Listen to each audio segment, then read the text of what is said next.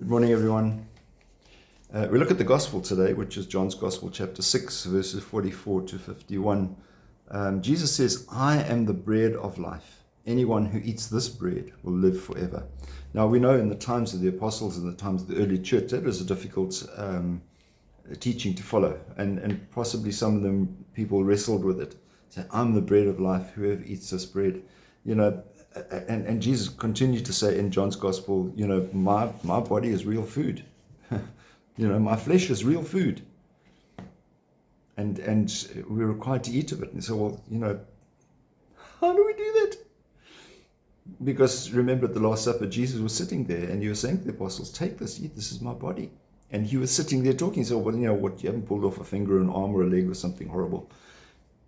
So he's saying to them, within the bread, there is life. And the life that I give to you is the life that you can pass on to others. That life is given to us through communion, through the Eucharist, that we are invited to attend at least every Sunday. And so it's important that when we consider, is going to church important? Yeah, it is.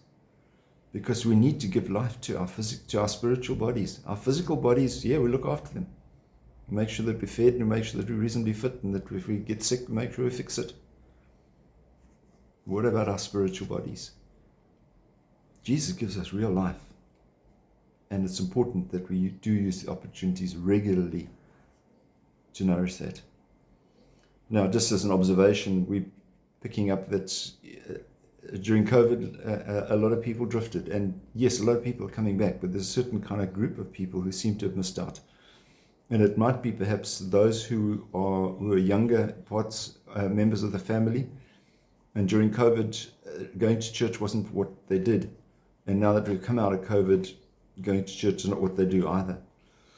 So I really encourage those of you who are parents of young children, or even if you are parents of older children, to start reinforcing the whole idea of nourishing our souls, nourishing our spirits. And we need to do it not just by sitting at home and getting to know God, as some people would say, but actually going and receiving his body, which gives us nourishment and gives us life. You have a wonderful day, and we will see you again. God bless. Bye-bye.